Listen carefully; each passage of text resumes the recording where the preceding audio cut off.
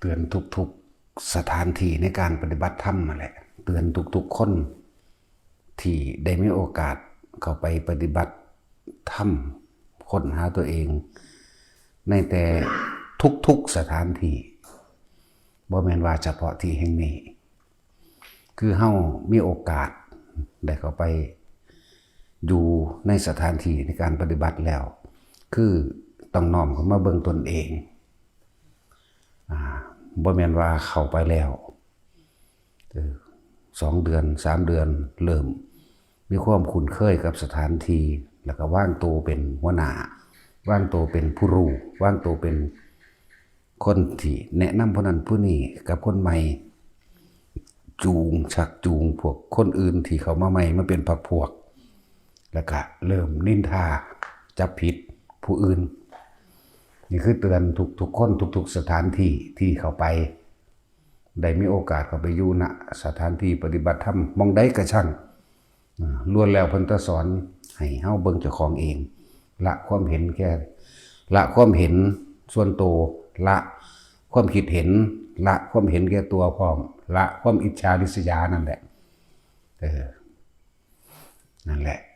ทุกสถานที่ฟังโลดเพิ่นไปแต่สถานที่แห่งใดเพิ่นย่อมบอกให้เบิ่งตัวเองดูตัวเองบ่แม่นไปเป็นหัวหน้าบ่แม่นไปเป็นผู้คุมแล้วมันจะเกิดกลายเป็นการสร้างอิทธิพลใช่ว่าล่ะคนอื่นที่เขาบ่รู้เขาก็เข้าใจว่าคนผู้นี้ได้เป็นที่ยอมรับของครูบาอาจารย์แล้วมั้งแต่ว่าชักจูงชักชวนเขาไปในทางที่ผิดและการที่นินทากันณสถานที่แห่งใดก็ช่างของเฮานี่ก็เหมือนกันนะถ้าผู้นั้นนำความนินทาติฉินนินทาของบุคคลอีกผู้หนึ่งมาบอกให้ฟังปุ๊บเข้าใจว่าล่ะให้บอกเลยอ้างคำอาจารย์ก็ได้เพิ่นว่าให้เบิ่งเจ้าของเด้เพิ่นบ่ได้ว่าให้ไปเบิ่งผู้อื่นไปจับผิดผู้อื่น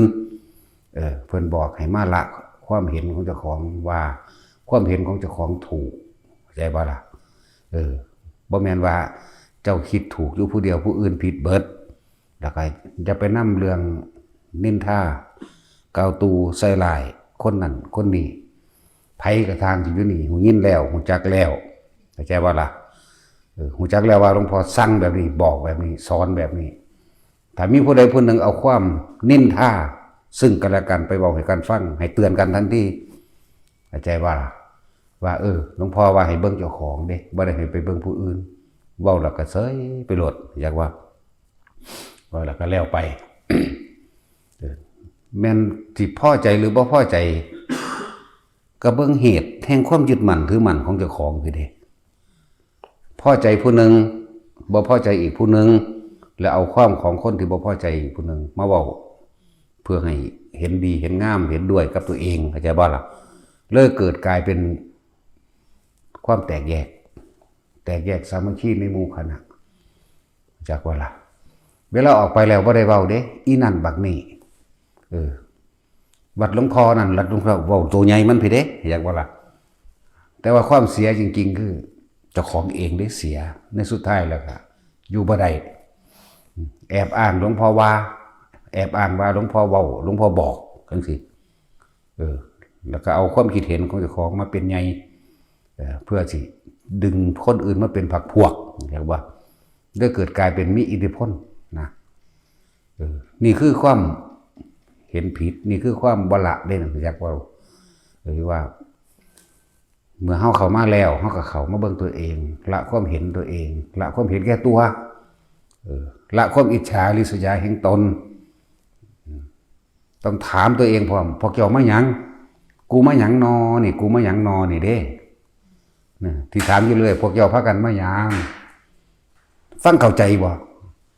จนต้องได้อธิบายขนาดนี้บ่แม่นบ่ล่ะพวกเจ้าพากันมาหยังแต่บ่พอใจผู้นี้ก็ไปเว้าพื้นกันดึงมาเป็นหมู่พวก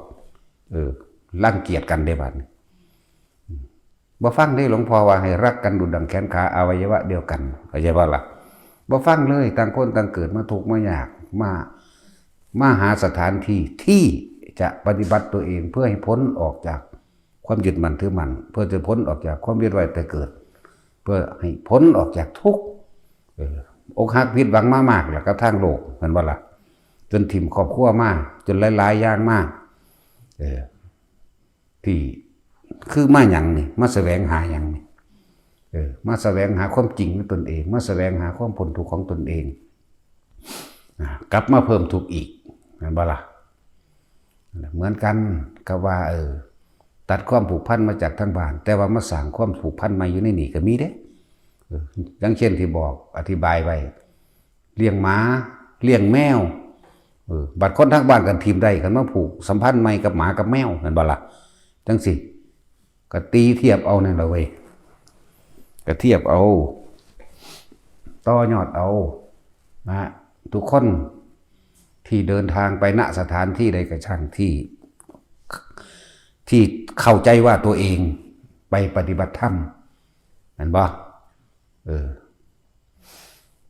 ถามตัวเองกูมาหยังมึงมาหยังมึงยังมาตำหนิผู้นั้นตำหนิผู้นี้โทษผู้นั้นโทษผู้นี้แม่นบ่ล่ะมึงมาละความเห็นผิดบ่แม่นบ่มึงมาปลดทุกข์บ่แม่นบ่นะอันนี้มึงมาเพิ่มทุกข์ได้นี่มึงกำลังสั่งผู้นั้นกำลังหักผู้นี้เห็นบ่นั่นแหละอารมณ์ความพอใจกับบ่พอใจนี่เน้นทุกมือเว้าทุกมือแม่นบ่โตพาเกิดพาตายบ่พอใจผู้นี้เอาความไปบอกผู้นี้อิจฉาริษยาเขาแล้วก็มาเป็นผู้รู้อีกจากบ่ล่ะมารู้กูฮู้จักเบิดในวัดนี่กูฮู้จักผู้นั้นเป็นจังซั่นผู้นี้เป็นจังซี่เอาไปเอามากครับว่าพื้นสถานที่กูไปสืบมาแล้วจังซั่นจังซี่ตั้งแต่มานอนกินอยู่น้ำเพิ่นนี่เด้ฮะนี่เห็นบ่ล่ะมาอาศัยเพิ่นแท้ๆมาเว้านินทาเพิ่นกาวตูใส่ลายเพิ่นมา 2-3 เดือนหูจักเบิดจังซี่เห็นบ่ซึ่งก็มีมาเรื่อยๆเฮาก็ไล่ออกไปเรื่อยๆอยู่เด้บ่แม่นมันมีมาเรื่อยๆแล้วล่ะแนวมื้อนี้ฟังเทศบ่เข้าใจที่เพิ่นเทศเปรยออกไปนั่นคือให้ปรับตัวเองแต่ว่าให้โอกาส1 ครั้ง 2 ครั้งเทศแล้วเหมือนเดิมไล่เลยบัดนั่นแล้วอย่าว่าได้สิมาสนิทสนมกับหลวงพ่อคนติดตามหลวงพ่อมา10 กว่าปีหลวงพ่อยังไล่ออกประกาศเลยเห็นบ่นั่นในป้ายมันติดตามมา13-14 ปีพุ่นเด้นั่นบุคคลอันตรายเห็นบ่แม่นได้ว่าหลวงพ่อสิให้ความสำคัญหรือพิเศษกับไผบ่มีผู้ใดพิเศษเรียกว่าล่ะบ่มีเส้นบ่มีเส้นบ่มีคนพิเศษทอกันเบิดแต่ของคิดเอาเองเบิดได้นั่นเอาความนอกมาเว้าในหมายถึงว่าไปทำทาถามในท้ายบ้านท้ายเมืองบางหันบางนี้แล้วก็เอาความนอกมาเริ่มซุบซิบนินทาเริ่มดึงสมัครพวกให้เสื้อฟังตัวของว่าเจ้าของเป็นนักสืบหูจักเบิดรู้เรื่องดีเรื่องนั้นเรื่องนี้บักเอาความทางในนี่ทั้งที่มันบ่ได้มีเรื่องหยังไปเว้าทางนอกหูจักบ่ล่ะล้วนแล้วแต่ว่านำไฟในเข้านำไฟนอกออกเหมือนกันเผาพุ่นเผาพี่อย่างว่าล่ะอยู่มาทางนี้ก็เผาทางนี้ไปทางพุ่นก็เผาทางพุ่นดิผมบ่ได้ว่าได้ความในห้ามออกความนอกห้ามเข้าไฟในเอาออกไฟนอกก็เอาเข้าด้วยพวกนี้ว่าล่ะนั่นแล้วคือเห็นนี่แหละไม่มาเรื่อยๆอยู่เด้เป็นประจำมีตลอดบ่ว่าภิกษุนักบวชก็เป็นเด้เริ่มคุ้นชินสถานที่แล้วเริ่มทำท่าว่าเจ้าของภาวนาดีแล้วก็เริ่มยืนยันตัดสินผู้นั้นผู้นี้ภาวนาบ่ดีผู้นี้เป็นจังซั่นจังซี่หยุดอย่าเฮ็ดให้เขาเรียนรู้ด้วยตนเองเข้าใจบ่ล่ะหมู่ภิกษุสงฆ์เฮาก็ดีคือเห็นมาเห็นบ่ล่ะสุดท้ายมาก็ให้หนีก็เลยถามมันมีจุดหมายใดเนาะจุดหมายนี่คือหยังอยากขึ้นมาใหญ่หรือว่าอยากมาคุ้มหรืออยากอีหยังกันแน่เนี่ยบ่ล่ะถามเจ้าของนี่เลยมาอาศัยอยู่น้ำเพิ่นบัดนี้มาคุ้มทางใดบ่เนี่ยแล้วก็มาจัดเป็นผู้จัดการนี่เพิ่นว่าต้องเฮ็ดจังซี่ต้องเฮ็ดแบบนี้เห็นบ่ล่ะจังซี่แล้ว เพิ่นเว้าเพิ่นก็เตือนแล้วเตือนอีกว่ามันเป็นร้อยๆครั้งบ่ได้ละไผก็ดีสุดท้ายไหลเห็นเฮาบ่ปากบ่เว้ามันก็ทำลายตัวเองคือเก่าตัวเองน่ะทำลายตัวเองนะนั่นแหละบวชเข้ามาแล้วเห็นว่าได้ไปคุยกับหลวงพ่อดูๆอ่างว่าหลวงพ่อได้บัดเห็นบ่หลวงพ่อบอกหลวงพ่อสั่งเฮาบ่เว้าดูเด้ถ้ามันเป็นจังซั่นเฮาสิเบิ่งครั้งที่1ครั้งที่2ครั้งที่3ไม่มีเด้สิบอกให้เด้บ่มีครั้งที่3นั่นแหละคนเฮาถ้าให้โอกาสดูเขาเอิ้นว่าสันดานมันหยาบเกินไปเข้าใจบ่ล่ะจำเป็นต้องประหารต้องฆ่าทิ้งมาฝึกจังได๋ก็สร้างฝึกแล้วก็ยังบ่ได้เกินก็ต้องฆ่าทิ้ง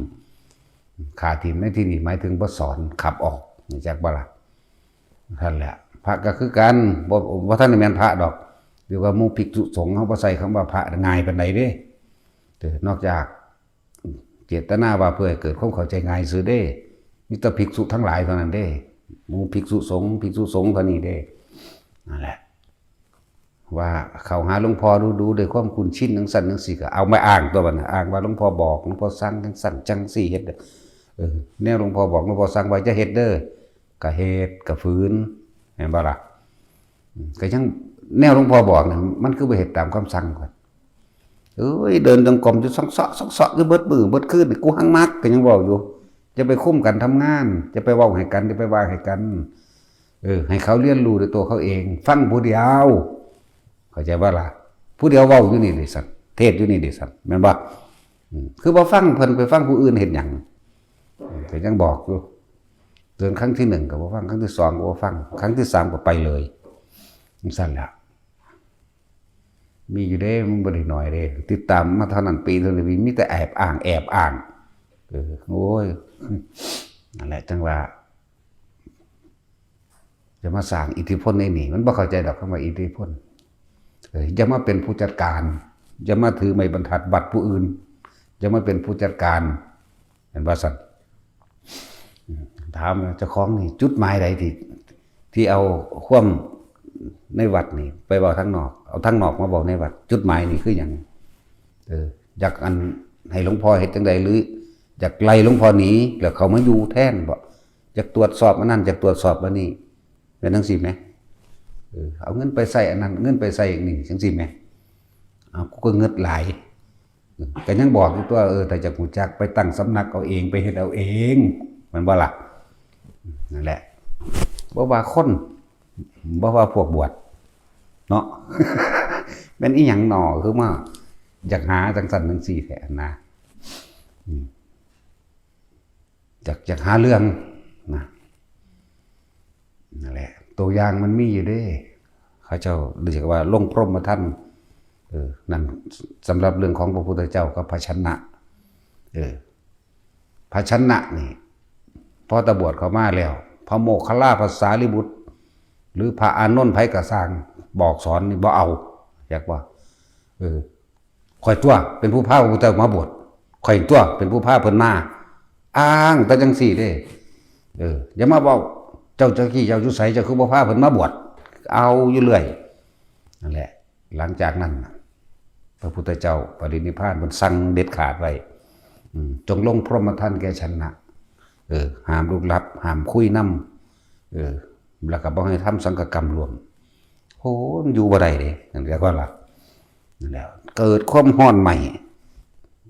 ตะเก่าก็คือย่างไปทางใดอยากอ้างว่าพระพุทธเจ้าสั่งแต่เขาบ่เฮ็ดนำว่าบ่ยำเกรงพระพุทธเจ้ามั่งแต่เขาเว้าให้ดูตัวเองเจ้าหันดูตัวเองโลดคำสอนพระพุทธเจ้าเกิดขึ้นได้ข่อยตัวเป็นผู้พาพระพุทธเจ้าไปบวชอ้างอยู่จังซี่เห็นบ่ล่ะ3 เดือน4 เดือนฮ้อนใหม่ในตนเองเด้สุดท้ายแล้วก็บ่มีไผเว้านำขนาดขอขมา3 ครั้ง4 ครั้งบ่ได้เขาเจ้าจังเอานั่นแหละจังไปฝึกหัดตนเองแม้ขนาดเจ้าฟ้ามหากษัตริย์ก้าวตู้ไซหลายภิกษุองค์นึงพุทธเจ้าบอกความบาทเลยคือบ่เว้านำบ่รับนิมนต์บ่คุยบ่สนใจหยังเลยนั่นแหละนี่ก็มีเด้คนเพิ่นก็จัดการคือกันเห็นบ่ความบาทคนเอิ้นความบาท พระยังว่าเพิ่นเอิ้นว่าหลวงพรหมท่านสั่นแหละของเฮานี่ไล่หนี ไล่หนีเด้เพิ่นบ่ไล่เด้เฮาสิเทศน์ให้นัยยะซะก่อนแสดงว่าบ่ฟังบ่เบิ่งตัวเองเนาะบ่เบิ่งตัวเองบ่น้อมเข้ามาใส่ตนเด้คำบอกคำสอนนี่คอยจะผิดต่อผู้อื่นมื้อนี้เทศจังซี่มื้อนี้เทศจังซี่ก็เอาไปวิจารณ์ไปเป็นเจ้าไปเป็นทนายความตัดสินผิดตัดสินถูกให้เฮาได้บัดนี้เนาะเฮาเฮ็ดอันนั้นบ่ถูกเฮาเฮ็ดอันนี้บ่ถูกตะกี้มึงอยู่ไสมึงแล่นมาหยังเนาะ แล่นมาเฮ็ดหยังแล่นมายืนยันตัดสินเพิ่นว่าเพิ่นนี่แหละที่บอกว่าหลวงพ่อนี่อาจารย์ก็อยู่เป็นกลางๆแล้วอยู่ซื่อๆบางคนมาให้ค่าแล้วก็หนีไปบางคนมาด้อยค่าก้าวตู้ใส่ไหลแล้วก็หนีไปเนาะแต่ว่าเพิ่นอยู่คือเก่าเด้บ่สังเกตเบิ่งบ่อยู่คือเก่าอยู่นั่นแหละตัวเองนั่นน่ะเป็นไผมาแบบใดแล้วก็ถามทุกๆคนอยู่ในนี่เฮามาหยังกูมาหยังนี่กูมาหยังนี่กูมาจับผิดผู้นั้นผู้นี้กูมาเป็นผู้รู้มากๆรู้หลายๆแต่ว่ารู้ผู้อื่นบ่แม่นบ่ซั่นนั่นแหละคือเห็นที่นี่แหละต่อไปนี้ผู้ใดเว้าพื้นกันให้ตักเตือนกันเด้อหลวงพ่อว่าถามตัวเองว่ากูมาหยังอ่านคำหลวงพ่อได้เพราะว่าเป็นคำบอกคำกล่าวคำตักเตือนนะเรียกว่าล่ะเป็นสติอันนี้เอาไปเป็นเครื่องระลึกนึกถึงบางคนบ่พอใจกันก็หาวิธีเด้หาวิธีกันแกล้งอีกผู้หนึ่งมันบ่ละหยังเลยมันบ่ฟังกูเลยบอกเนาะ จะให้ไล่เด้แล้วหลายคนเลยได้แต่เฮาไล่เนี่ยเนาะ พวกอยู่ทั้งในได้จังหูจักว่าเฮาไล่ไผแน่แล้วบางคนกับมาคูว่าอันสิประจานซั่นจักสิประจานอีหยังกูเนาะบังคับให้คนอื่นศรัทธาเจ้าของบังคับให้คนอื่นรับเจ้าของให้อยู่เพราะว่าตัวเองเขามาหยังบังคับคนเหงผู้นั่นผู้นี่เว้าดูอีกเทศไปน้ำเฮาอีกต่างหากเนาะ โอ้ยอีสีมันเป็นบ้าแล้วล่ะอีสีมันก็เลยมันเป็นบ้าแล้วล่ะเป็นบ้าอีหลีเด้พวกเขาอยู่บ้านเดียวกันเขามาหลวงพ่อจำอีสีได้ป่ะจำได้พวกเตรียมมอต่อข้อสันเบาหองเลย อันเป็นบ้าแล้วเด้สันสมควรแล้วแหละเนี่ยจังสั่นแล้วให้โอกาส2 ครั้ง 3 ครั้งมากก็คือเก่ามึงอย่าเว้าคือเก่า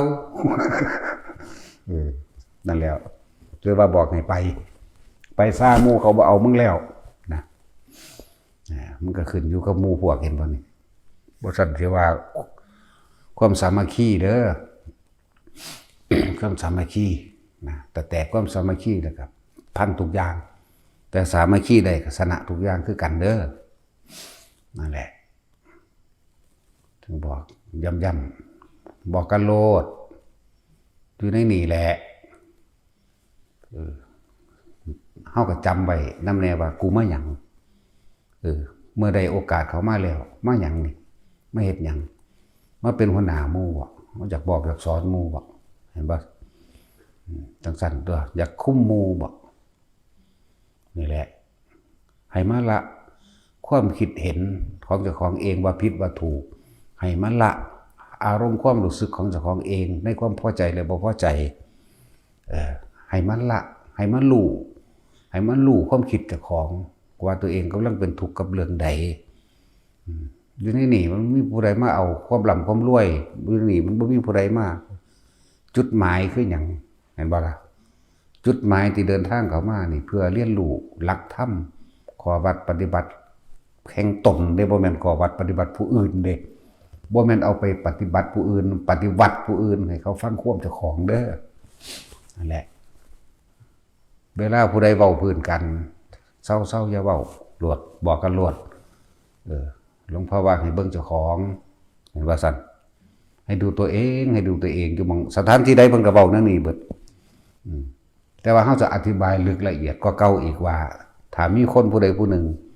นำความนินทาของอีกของผู้หนึ่งมาบอกแบบนี้ปุ๊บเศร้าจะปากให้เบิ่งเจ้าของเอาซะนะหลวงพ่อว่าวางสิก็ได้ถ้าย่านเขาว่าเจ้าของก็ดีเห็นบ่ก็ให้อ้างได้ตัวนี้อ้างได้เลยหลวงพ่อว่าให้เบิ่งเจ้าของเด้ให้มีความสมัครสมานสามัคคีซึ่งกันและกันเป็นกัลยาณมิตรกันเพื่อให้ฮักกันดุจดั่งแขนขาอวัยวะเดียวกันทุกคนเจ็บปวดเจ็บป่วยหรือมีความเดือดร้อนเรื่องใดหลวงพ่อก็ซอยเบิดทุกคนมันบ่เป็นธรรมดาเด้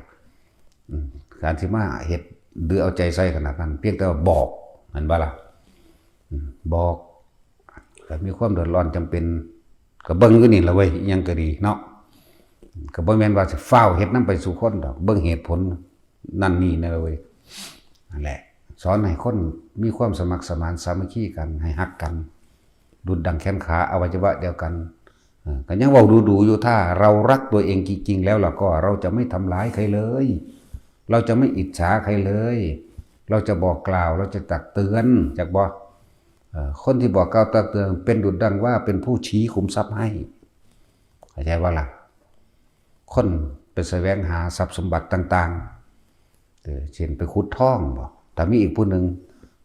คอยเห็นขุมทองอยู่หันเดอร์เนี่ยนั่นเอาใจใส่แลนเหมือนกับวิ่งใส่ขุมทองเอาใจใส่จากของได้บัดนี่สำหรับธรรมะเนี่ยถ้ามีผู้สิเศร้าหลวงพ่อบอกว่าบ่ให้นินทากันให้ฮักกันตัวเจ้ามาหยังหลวงพ่อว่าให้คืนยอดมาเบิ่งตนเองเด้อให้ละความยินดีพอใจและบ่พอใจของตนเองเด้อนี่อ้างได้นั่นแหละบุคคลผู้ชี้ขุมทรัพย์จากบ่ล่ะต้องอธิบายหลักการนี่ความรู้นี่นำไปใส่ได้ทุกสถานที่เด้อทุกสถานที่ผู้เพิ่นเป็นคู่อาจารย์ทั้งหลายเขาเจ้าบ่ยินดีบ่พอใจได้อันคนทะเลาะกันคนอิจฉาคนริษยาคนกล่าวตูใส่ร้ายคนนินทาเห็นบ่สัตว์เขาเจ้าบ่พอใจดอกอยู่สถานที่ใดก็สร้างวัดใดก็ตามเด้อแหละพวกเฮาจังว่าตักเตือนกันมันเป็นธรรมดาได้อันแน่จังสิเริ่มแตกเป็น2 ฝ่าย 3 ฝ่ายเขาป่านนี้ก็เอาความในนี่ไปเว้าทางนอกเป็นบ่ซั่นทางนอกเขาบ่ได้รู้เรื่องอีหยังนำเด้คือผัวกับเมียผิดกันนี่ผู้อื่นมือที่3บ่ได้รู้เด้สิบอกให้รู้เพราะว่าเจ้านั่นไประบายกับเขาเนาะแม่นว่าตาจุ้ยถ้าบ่พอใจมันก็ปากันโลดไปหยังเนาะเฮาบ่ได้เอาไปเว้าจักเทื่อได้แนวนั้นเฮาก็มีหลายคนคือกันได้เมียนี่จึงจื้อบ่ได้ถ้าบ่พอใจกูป่าเลยเดี๋ยวนี้ ตอนนี้เด้บ่ต้องไปเว้าเรื่องของเขาเด้เราจึงจื้อบ่ได้ละ700-800คนหมดแล้ว พอจื้อได้อยู่จักหน่อยจื้อได้ละ700-800อันเท่าใดพันนั่นจื้อบ่ได้ถึงจะสั่งอยู่เด้เนาะตัดสินหังบ่อืดหักคือเก่า นั่นแหละเรื่องของผัวเมียเป็นเรื่องของคน2 คนบ่สมควรจะไปนำเรื่องขอผิดพลาดซึ่งกันและกันหรือเรื่องที่ตัวเองบ่พอใจเขาให้คนอื่นฟังเป็นคนนอกแม้นมารดาบิดาเข้าใจบ่ล่ะแม้นพ่อกับแม่ก็สร้างบ่จำเป็นต้องไปเว้าอีหยังเลยปรับปรุงกันในตนหันตัวเพราะว่าทุกคนที่ไปเว้าคือเว้าเอาแต่ใจเจ้าของไม่มีใครเล่าความชั่วของตัวเองให้คนอื่นฟังตามความเป็นจริงมีแต่เล่าความเท็จใช่ป่ะพวกทั้งหลายแล้วนี่ตีหน้าเศร้าเล่าความเท็จทั้งนั้นแต่บ่พอใจกันเลิกกันแล้วก็บอกเลิกกันเลยล่ะเนาะก็สิไปอยู่นำกันแล้วสิเอาเรื่องนั่นแหละจังว่าความในห้ามออกความนอกห้ามเข้าไฟในห้ามออกไฟนอกห้ามเข้าเบิดนั่นแหละไฟเบิดนั่นแหละถ้าเรื่องจังสิเนาะนี่ก็เหมือนกัน เขาบ่รู้เรื่องหยังนำเลยนั่นน่ะผู้อื่นบ่รู้เรื่องหยังนั้นเป็นเรื่องของคน2 คนก็ดีนั่นแหละแต่บ่พอใจกันก็คุยกัน2 คนเถอะสิไปอันยังเขาเอิ้นประจานสิไปประจานไปโฆษณาเขาตู้ใส่ร้ายเขาแต่ของคือนอนนำกันนั่นแหละอีนี่บ่ดีแล้วเด้เขาฮู้จักแล้วเด้ผู้เขามีธรรมคนที่มีธรรมเขาสิแยกแยะเป็น แต่ว่าคนบ่มีทำมุนอุยปุ๋ยก็แล้วกันจักอันไหนผิดอันไหนถูกส่งเสริมกันไปเลยในทางที่เลวร้ายเนาะมึงเคยไปจังสั่นมึงเคยไปจังสี่สั่นไปเลยเด้แน่นอนนั่นแหละธรรมคือความจริงของชีวิตนี่เป็นกุศลธรรมอันนี้เป็นอกุศลธรรมเข้าใจว่านี่จึงจะแยกระหว่างคนกับมนุษย์ออกเข้าใจว่าคนแปลว่าหยังแปลว่าวุ่นวายคณะภาษาบาลีบ่ได้เอ่ยว่าคนบ่ได้เขียนว่าคนต้องใส่ไม่งำจึงเอ่ยว่าคนอยากว่าล่ะภาษาบาลีว่าคณะแปลว่าหมู่มากเรื่องมากนั่นแหละภาษาไทยเรียกว่าคนแต่ว่าภาษาจริงๆในสมัยโบราณที่พูดถึงมนุษย์เข้าใจว่าล่ะแปลว่าผู้มีใจสูงแต่จิตสูงตามคำแปลมันบ่ห่างแล้วผู้ฝึกหัดสามารถยกจิตใจให้ตนเองสูงได้มนุษย์คนเนี่ยเป็นภาษาไทยถ้าเป็นภาษาบาลีภาษานั้นแปลว่าคณะเนี่ยแปลว่าหมู่มากแปลว่ามากหมู่มากก็ต้องวุ่นวายถึงตัวเนาะนั่นแหละว่าตักเตือนเบิดทุกสำนักนั่นแหละอยู่ไสก็แล้วแต่บ่มีสำนักใดครูบาอาจารย์องค์ใดต้องการให้ผู้เขามาฝึกหัดนำผิดกันทะเลาะกันบ่ถือกันดอกมีแต่ให้มีเกิดความสามัคคีสุขสะสามัคคีนี่ความสงบสุขทั้งหลายเกิดจากความสามัคคีเห็นบ่ล่ะนั่นแหละเมื่อเกิดจากความสามัคคีแล้วจิตใจมันก็บ่ร้อนมันก็กังวลเหมือนบ่การฝึกหัดปฏิบัติธรรมมันเกิดความผ่อนคลายสบายใจง่ายสะดวกกับการทำสมาธิให้จิตตั้งมั่นได้ตัวนั่นแล้วง่ายตัวนี่บอกอยู่เรื่อยๆเด้อันหนึ่งมื่อนี้เผลอเข้าเดี๋ยวเอากันอีกแล้วเนาะมีนักปราชญ์ผู้รู้แล้วว่าไปบอกเรื่องนั้นเรื่องนี้อยู่หันอยู่นี่ผู้นั้นจังซั่นจังซี่อยากมาตรวจสอบทรัพย์สินกูบาดใดมึงมาเมื่อวานนี่เด้อันนี้เนาะก็ไล่ออกนี้ไปแล้วล่ะผู้นึงแถมซ้ำมีคดีติดโตมาพร้อมเด้อีอันนี้พวกเจ้าของจักคือหรอต้องซื้อวางใดก็ลืมซื้อละมันซื้อวางใดฮะอีท่อมขี้นั่นนะอีนั่นติมีคดีติดโตมาพร้อมเด้อีอันนี้เป็นคนหลอกลวงมาตะเกาดังเดิมเด้มาแม่มึงว่ากูยานมึงดีตัวเขาบอกมาเอามึงไหมไปก่อนนะนับว่าเป็นเมตตายังยิ่งเลยเด้กูไล่มึงหนีถ้ามึงอยู่นี่มึงบาปหลายเด้เข้าใจว่าล่ะเขาก็สิมาจับมึงอีกนั่นแหละคิดว่าเฮาบ่รู้ว่าแม่นดอกพูนเขาก็เอาบัตรประชาชนไปสแกนเบิ่งในสถานีตำรวจพูนผู้ใดหนีคดีมึงใดมาเขารู้เบิดเขาบอกให้หนีก่อนว่าเขากำลังตามโตเข้าใจป่ะล่ะแล้วมาสั่งคดีมาอยู่ในเฮานี่อีกหากว่าท่านเป็นคดีดอกสั่งว่าตัวเองดียกตนเองว่าตนเองดีนั่นแหละแต่คนอยู่ในนี่เห็นป่ะเพราะบ่สังเกตตัวเองยุยงให้คนอยู่ในนี่ผิดกันเองนี่แต่ของก็มาอยู่ก่อนมันอีกตั้งโดนนั่นหรอเวลามันไปเบาเรื่องเบานินท่าเบาพื้นผู้นั้นผู้นี้มาให้ผู้นี้ฟังที่บอกไว้ว่าเท่าสิตายเลยยังบ่จักเบิ่งเจ้าของยังเป็นเสือเด็กน้อยเลี้ยงหมาอยู่บ่ได้แม่นเลี้ยงแกะเด้เลี้ยงหมาจักว่าล่ะผู้นี้คือบ่เตือนเขาเศร้าจะเว้าเฮามาอาศัยอยู่น้ำเพิ่นเฮามานี่ตอนเขามากราบเพิ่นมาขออยู่น้ำปณิธานตั้งไว้หรือความตั้งใจไว้จังใดตัวเพิ่นติมาขออยู่อาศัยอยากปฏิบัติธรรมนำบ่แม่นบ่แม่นบ่ล่ะแต่ละคนพวกมาอยู่ก่อนพวกเฒ่าๆนั่นแหละความมีอัตตาความมีตัวตนความเห็นแก่ตัวความยกตนว่าเจ้าของดีเขาเอาความเว้าพื้นผู้นี้เอาเว้าพื้นผู้นี้ให้ผู้นี้ฟังใน3คนมันเว้าพื้นเบิดเรียกว่านินทาทั้งเบิดเข้าใจบ่นี่คนที่บ่มีสัจจะบ่เป็นตามความจริงคนโกหกอย่าคิดว่าเขาจะไม่ทำชั่วอย่างอื่นอยากว่าล่ะอย่างสั้นแล้ว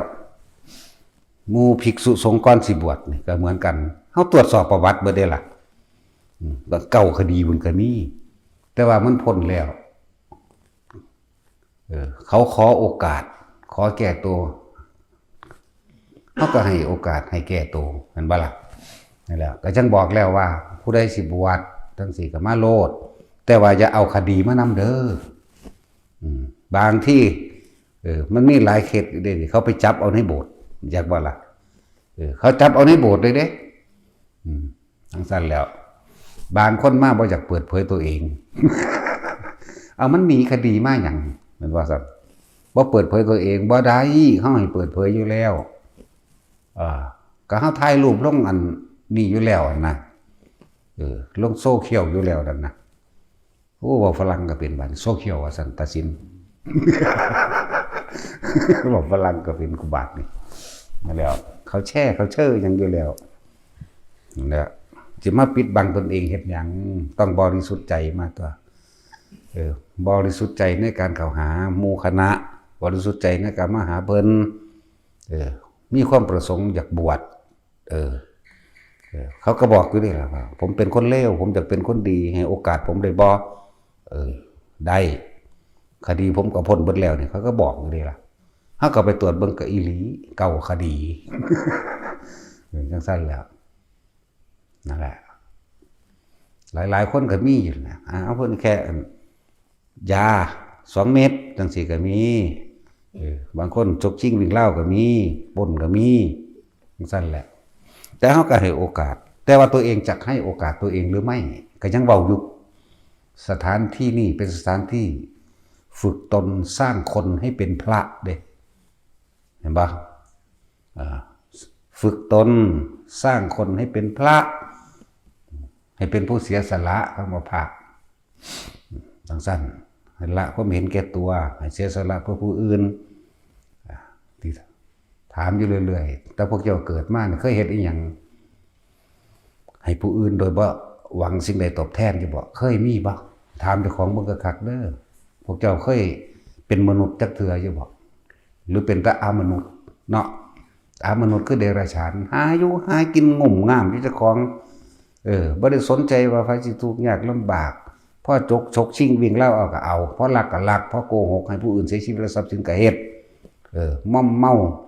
ผู้อื่นหลายๆอย่างมีอิทธิพลคมคู่คมเหงเห็นแก่ได้เห็นแก่ตัวเห็นบ่ซั่นมันท่านนี่แม่นคนได้นั่นน่ะไม่ใช่ว่าล่ะเลวร้ายยิ่งกว่าหมาซะอีกเด้หมายังดีกว่าเด้จังซั่นแหละ ถามตัวเองถ้าเกิดมาเนี่ยเคยทำดีอย่างจักอย่างหรือยังเอาคักๆเลยเข้ามาดีในศาสนานี่อย่างเช่นว่าการช่วยเหลือบุคคลผู้อื่นโดยไม่หวังสิ่งใดตอบแทนนั่นจึงเรียกว่าดีนอกนั้นถ้าหวังสิ่งใดตอบแทนแล้วไม่ดีเห็นแก่ตัว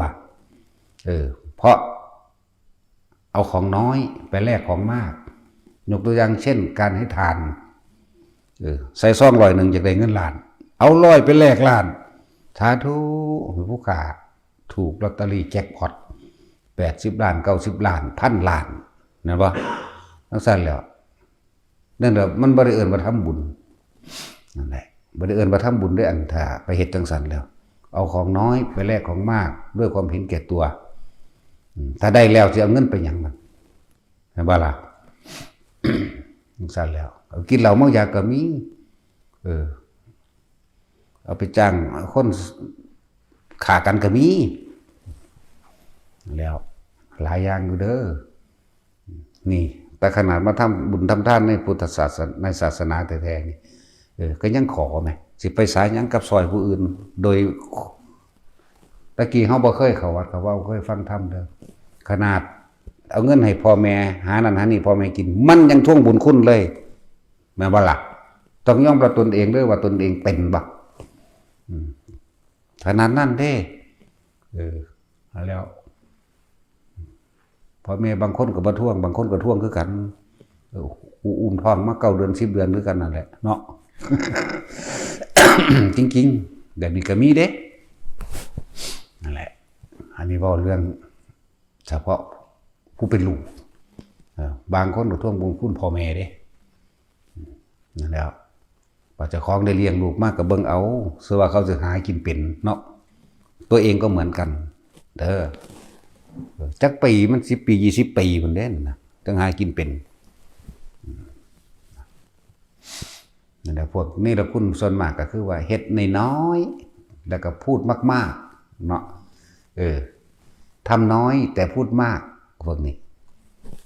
หลายอย่างอยู่ดอกเหมือนกันกับทานน้อยๆแต่อยากได้100 ล้านเนาะเหมือนกันนี่แต่ว่าเตือนพวกเขาต่อไปนี่ก็เตือนกันแน่เด้อถ้าคนนี้เอาไปนินทาคนนี้เว้าพื้นกันคนนี้เป็นจังซั่นจังซี่จังซี่อาจารย์บอกให้เบิ่งเจ้าของเด้เด้อมันเป็นจังซั่นเห็นว่ามันเริ่มมันแตกไปเรื่อยเนาะนั่นแหละจังว่าให้เตือนกันบ่แม่นว่าหูพึ่งมันเว้าให้กูว่าจังได๋ก่อบ่แม่นแบบนั้นมันเว้าให้กูว่าจังได๋นั่นเห็นว่าโตกูยังมีอยู่พอใจกับบ่พอใจยังมีอยู่มันเว้าไปเบิดทุกคนอยู่แล้วล่ะมันเป็นผู้รู้ผู้ตัดสินในผิดในถูกเอาไปม่านเว้าฮอดอาจารย์แม่นบ่ล่ะเพราะว่าหยังมันบ่ฮู้บ่มาขออยู่นำกูนี่เนาะจังซั่นเด้ล่ะกูก็อยู่แต่กูผู้เดียวมาโดนแล้วเด้เนาะเฮาบ่ไปไสจักเทื่อเด้เฮาอยู่แต่หมู่เก่านี่แหละนั่นแหละเว้าให้รู้โตไปสิว่าอวดก็อวดตัวก็อวดเนาะไปสิว่าอ้างก็อ้างตัวกูบ่สำเร็จกูบ่อ้างเด้ล่ะคนสำเร็จแล้วมันอ้างจังได๋ก็ได้ตัวแม่นบ่บ่คือคนบ่สำเร็จเด้อ้างจังได๋บ่ขึ้นเด้นั่นแหละคำว่าความดีอยู่ที่ใจบ่แม่นผิดความดีต้องกินได้นอนก็ได้จับต้องสัมผัสได้ห่มผ้าก็ได้ใส่เสื้อผ้าก็ได้กินอิ่มนอนหลับได้มันต้องมีรูปธรรมเกิดขึ้นตัวซุมื้อนี้มันต้องบอกจังซี่มันแค่เริ่มต้นจากใจเริ่มต้นจากความคิดถูกผิดอยู่ที่การกระทำบุญบาปนี่เป็นรูปธรรมขึ้นมาตัวแต่ว่าเจ้าของดีสิได้หม่องมึงสร้างไว้นั่นบ่ล่ะบ่แม่นเว้าเอาไปยกอ้างแนวผู้อื่นตาก็บ่เห็นสิได้บ้านมึงเฮ็ดไว้คนอยู่อันนี้มาแว่กูติกู300 หลังว่ะก็นี่ตัวก็เห็นอยู่มั้ยก็มานอนได้อาบได้กินได้แท้ๆน้ำก็ดีเนาะข้าวก็มีให้กินอยู่พุ่นผู้ใดตกทุกข์ได้ยากลำบากลูกเต้าหลานบ่มีเสื้อผ้าใส่หรือบ่มีเก็บไข้ได้ป่วยเฮาก็ดูแลเอาอย่างดีแม่แม่นบ่ซั่นนั่นแล้วเมื่อถ้ามันสำเร็จแล้วมันบ่อ้างได้เบิดเด้ล่ะก็มันเห็นอยู่มั้ยขี่รถกูไปเว้าเพิ่นกู โอ้ยขี่รถเฮาไปดินทาเฮาว่าเฮาบ่ดีแต่ว่าบ่ไปกินข้าวกับผู้เว้าให้เขาฟังเด้มากินข้าวอยู่ในเฮาคือเก่าอยู่โอ้ยอีหาลูกเขาอีแตดหมา หลายคนนี่ได้เป็นแล้วนั่นจังซั่นแล้วว่ากูย่านกูบ่ได้ย่านไผเป็นได คดีเบิดอายุความปี79 15 ปีธรรมดาว่ะเอาแม่กูจะบอกเขาไปจับเอาซ้ำละกูก็ส่งนี้นั่นแหละ ทั้งสั้นแล้ว15 ปีพุ่นเด้ยังอีกอยู่นั่นยังอยู่อีกนั่นอยากว่าล่ะแล้วว่าสิย่านทั้งบ่ได้ย่านเด้เราบ่ย่านผู้อื่นเด้เฮาย่านเจ้าของจักว่าล่ะย่านเจ้าของก็เลยต้องเอาธรรมะเข้ามาเป็นน้ำดับไฟในหัวใจเจ้าของเองคนเฮามันอวดดีอวดเก่งเห็นแก่ตัวเบิดนั่นแหละมันจังมานั่งขอมอแค่แม่อยู่นี่อยากบ่นี่ฮู้จักนั่งขอมอแค่แม่บ่คือกบคือเขียดเนี่ยจังมานั่งสลอนอยู่นี่อยากว่าไผก็สร้างมันอวดดีนั่นแหละแม่นบ่ล่ะมันจังพากันเกิดอยู่นี่แต่มันดีมันจะมาเกิดหาแม่มันหยังไผก็เลยเนาะนั่นแหละแต่ของดีสิมาเกิดเฮ็ดหยังมันต้องบ่ได้ดีเบิดตัวอย่างมันอวดดีพร้อมเนาะเห็นแก่ตัวอวดดีอวดเก่งเพียงสั้นแหละตั้งจุดหมายไว้แหน่แต่ละคนศาสตร์นี้แล้วถิ่มมันลองเบิ่งดู ทิ่มความเห็นแก่ตัวทิ่มความคิดเห็นต่างๆสารพัดทิ้งความเชื่อทิ้งความเห็นทิ้งความคิดต่างๆต่อไปนี้เฮาสิบ่เชื่อความคิดเจ้าของเองรู้จักบ่ล่ะเข้าใจบ่นี่ถ้าบ่เชื่อความคิดเจ้าของแล้วถ้าเฮาบ่เชื่อความคิดผู้อื่นพร้อมเฮาทิ่มเบิดการนำความคิดผู้อื่นมาพิจารณาต่างๆนานาก็เพราะว่าความคิดเจ้าของล่ะเป็นผู้ดึงเข้ามาการเชื่อความคิดผู้อื่นก็ตามคำว่าปล่อยว่างคือมันต้องบ่คิดหยังเด้คือมันบ่เชื่อความคิดไผพร้อมบ่เชื่อความคิดเจ้าของพร้อม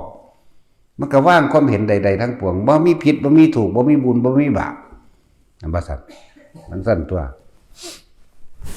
นั่นแล้วบัดนี้พวกมารับปฏิบัติธรรมอยู่นี่เขาเว้าพื้นนินทาให้ผู้นั้นผู้นี้ฟัง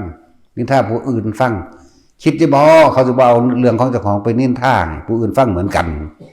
แม่นบ่ซั่นเบิ่งเจ้าของโลดไผก็ดีเว้าพื้นผู้นี้แล้วก็ไปเว้าพื้นผู้อื่นอันอยู่ในกัน3คนเว้าพื้นผู้ที่4ซะก่อนสิบ่อยู่ในวงเนาะบัดนี้ผู้ถูกเว้าพื้นมาอยู่ในวงแต่ว่าอีกผู้นึงหนีออกในวงก็เว้าพื้นผู้นี้ออกในวงนั่นแหละลองเบิ่งไว้ถ้าว่าบ่แม่นเบิดอยู่ในนี่จักว่าล่ะแม่นเบิดเลยช็อตแม่นเบิดบ่ผิดจักคนก็แล้วกันนาเนาะต้องยอมรับตัวเองตัวก็มันเชื่อความคิดเห็นเจ้าของนั่นแหละผู้นั้นบ่ดีผู้นี้บ่ดีแบบนั้นบ่นี่อีนั่นเฮ็ดบ่ถูกทั้งสั่นทั้งสี่นี่เห็นบ่มันหลงอารมณ์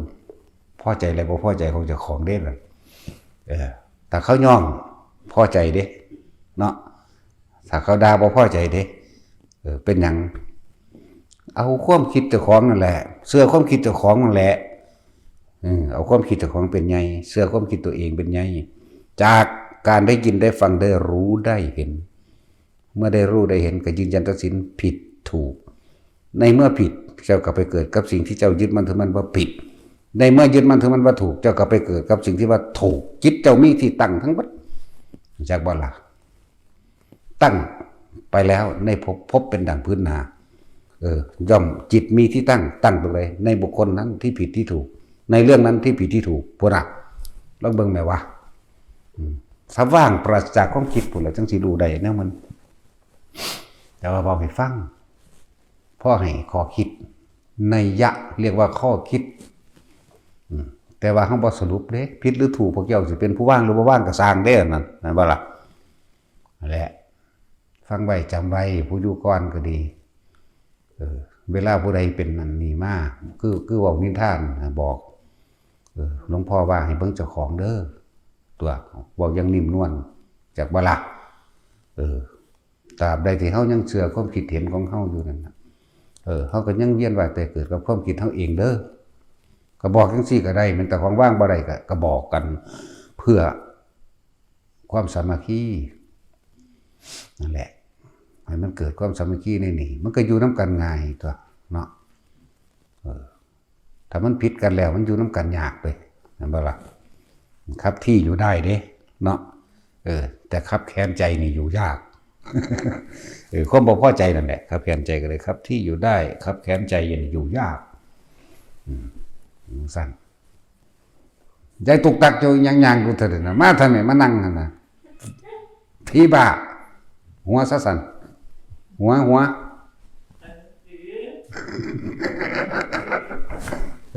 โอ้ย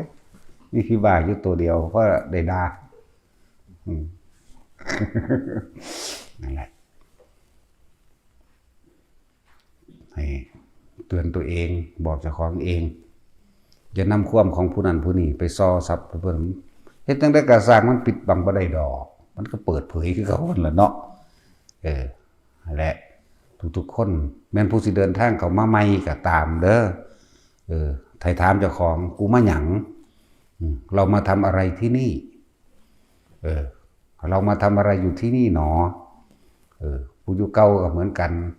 ให้ตักเตือนกันด้วยความหวังดีเด้เพราะมันให้คอยตามกันเวลาเขานินทากันนั่นแหละความเห็นแก่ตัวมันละเอียดที่ได้ธรรมะอันนี้เขาจะว่าในที่เว้าอยู่นี่แต่มีผู้ใดซับซ้อซึ่งกันและกันนินทากันบอก ให้บอกโลดคนเฮาที่บอกโดยบ่มีเจตนานะมันโล่งๆเด้นั่นแหละให้บอกกันโลดเอาคำหลวงพ่อไปเว้าก็ได้ตัวหลวงพ่อว่าให้เบิ่งเจ้าของนั่นว่าซั่นหลวงพ่อว่าให้ถามเจ้าของว่าเฮามาหยังนี่เรามาทำอะไรที่นี่จักว่าล่ะนั่นแหละบ่แม่นมาคุ้มหมู่บ่แม่นมาเป็นผู้จัดการนะเรื่องสั้นธรรมะทั้งเบิดเพิ่นให้ละตัวเองเด้เนาะจังว่าหลายๆอย่างนี่คือให้เกิดความสมัครสมานสามัคคีซึ่งกันและกันสมังคีกัลยาณมิตรตังเมื่อหมู่กัลยาณมิตรมีความสมัครสมานสามัคคีซึ่งกันและกันแล้วนี่ก็นัตติสันติปรังสุขังเสมอด้วยความสงบอันเกิดจากความสามัคคีก็ไม่มีอีกสงบภายนอกแล้วอยากว่านี่ก็สู้เขาซ้อมสงบภายในใจมันตายใจมันเย็นใจมันก็อยู่ร่วมกันโดยบ่มีความกังวลสงสัยตัวนั่นแหละการภาวนาก็ง่ายขึ้นตัววันนี้ทั้งเบิดนี่มันมากภาวนาเพื่อให้เห็นความรู้สึกจากของเองในความพอใจบ่พอใจเนี่ยภาวะเนี่ยแปลว่าพบหน้าเนี่ยมาจากคำว่านะโมแต่เอามาต่อจากกันเลยอื่นว่าภาวนาทำความรู้สึกของตัวเองให้เกิดขึ้นได้เข้ามาภาวนาจริงๆคำแปลมันนี่อยากว่านี่เขาทับศัพท์เอาเลยเด้เป็นศัพท์ที่ออกจากความรู้สึกเข้าใจว่านี่เป็นของจริงที่ออกแทนความรู้สึกนี่นำคำบอกออกมาสื่อสารยากนั่นแหละที่บางครั้งเขาเคยได้ยินธรรมะนี่มาแม่นคำพูดไม่คำเขียนเข้าใจบ่ล่ะแต่ว่านี่เขาต้องอาศัยสมมุตินะสมมุติทั้งหมดมาเหตุสมมุติที่มาคุยกันมันต้องเข้าใจกัน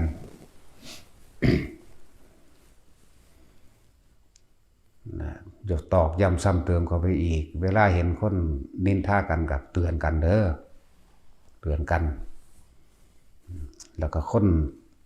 ที่เข้ามาใหม่หรืออยู่เก่าเดี๋ยวนี้ก็ตามถามตัวเองซ้ำๆอีกทีหนึ่งเรามาทำอะไรที่นี่กูมาเฮ็ดหยังอยู่นี่แล้วจุดมุ่งหมายของกูนี่คือหยังเข้าใจป่ะล่ะถ้ามันเข้าสู้วิกฤตทั้งความคิด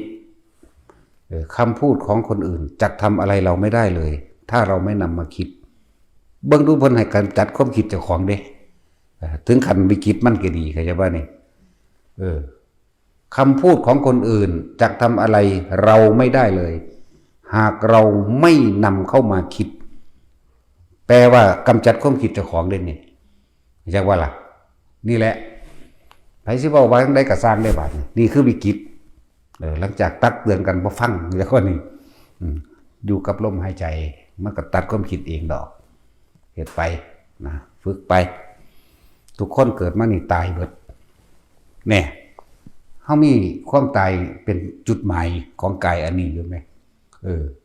ชีวิตเท่าสั่นๆนั่นเด้เวลามันหน่อยลงสั่นลงเด้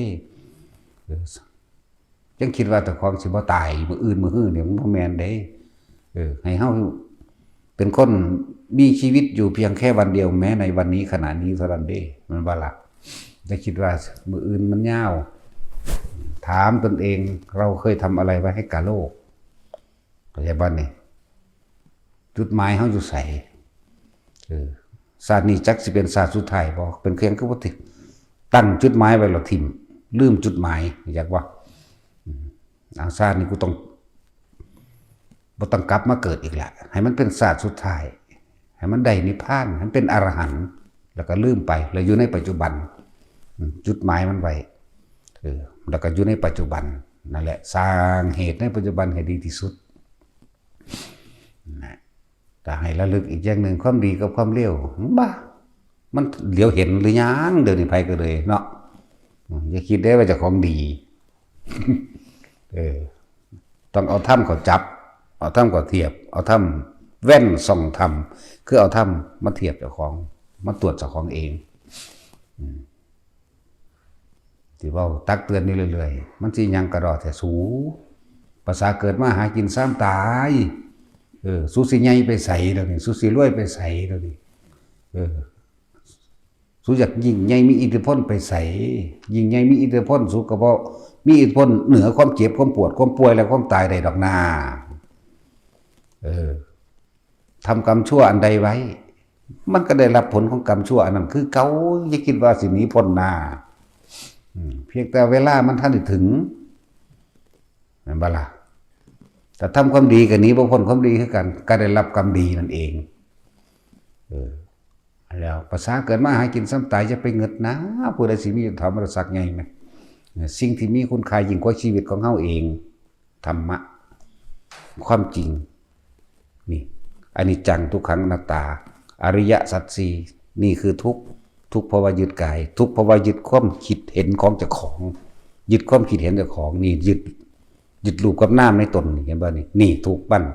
นี่แหละตัวทุกข์มันก็เลยยึดมั่นถือมั่นนี่แหละสาเหตุแห่งทุกข์เกิดจากความอยากให้ตัวเองกีรังอย่างยืนอยากให้ตัวเองมั่นคงอยากให้ตัวเองใหญ่อยากให้ตัวเองมีอิทธิพลอยากให้ตัวเองยังที่เหนือกว่าหมู่คือเก่าตัวนั่นยึดมั่นถือมั่นในกายในใจเจ้าของคือเก่าอยู่เห็นบ่นั่นแหละสาเหตุแห่งความทุกข์ก็ดีทุกข์เพราะว่ายึดในรูปกับนามนี่แหมเท่าทีหนึ่งเด้ตัวทุกข์มันบาดนี่สาเหตุแห่งทุกข์มันได้ไปกระยากนั่นแหละกระยากก็มาร่วมไม่อยากแก่มันเป็นไปได้อยู่บ่มึงจะเอาอิทธิพลใดมาบังคับบ่ให้แก่ผู้ใดมีอิทธิพลเหนือโลกนี่ก็ดีนะเว้าถึงแม้กระทั่งพระเจ้าจักรพรรดิน่ะก็จังต้องแก่ต้องเก็บต้องตายคือเก่าอยู่มั้ยภาษาหยังนั่นซ้ำขอหมอแค่แม่นำหมู่นี้เนาะพระเจ้าจักรพรรดิมีอายุ 80,000 ปีปกครองโลกทั้ง4บัดสิตายก็เศร้าหมองอยู่แน่มันย่านตายอยู่มั้ยนั่นเห็นบ่ยึดหยังเอายึดกายไม่ให้แก่ยึดหยังอีกนี่สาเหตุมันบัดนี้ยึดสมบัติจังซั่นดีบัดนี้อยากให้สมบัตินี่อยากบ่ละบัดนี้อยากให้สมบัติคงที่อยากให้กายสมบัติของเจ้าของเองก็คงที่เหมือนกันบ่อยากตายบ่อยากเก็บบ่ปวดจะป่วยแน่มันฝืนธรรมะได้บ่บัดนี้คือความจริงธรรมะนี่เป็นเรื่องจริงของทุกชีวิตสรรพสัตว์ไม่ได้เลือกชนชั้นศาสนาใดๆทั้งสิ้นเสมอกันเบิด